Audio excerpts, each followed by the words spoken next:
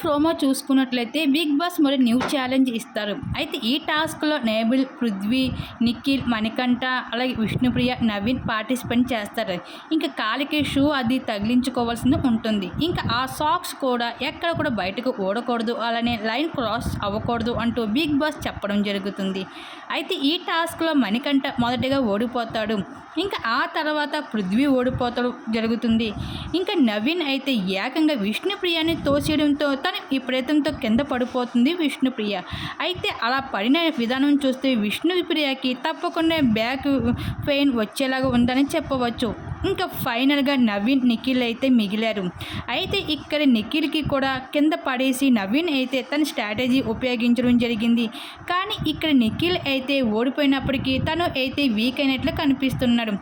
ఇంకా విష్ణుప్రియ అయితే ఈ టాస్క్లో ఓడిపోయింది అంటూ సంచాలకుల తీర్పు చెప్పినప్పుడు విష్ణుప్రియ అయితే ప్రేరణ పైన అయితే చాలా సీరియస్ అవడం జరుగుతుంది. నువ్వు అసలు ఈ టాస్క్ చూస్తున్నావా? నన్ను నవీన్ తోసేశాడు, నువ్వు అక్కడ ఏమన్నా అన్నావా? నువ్వు సంచాలకుడుగా ఉన్న విధానం ఏంటి అంటూ ప్రేరణ పైన అయితే విష్ణు చాలా ఫైర్ అవుతూ రావడం జరుగుతుంది.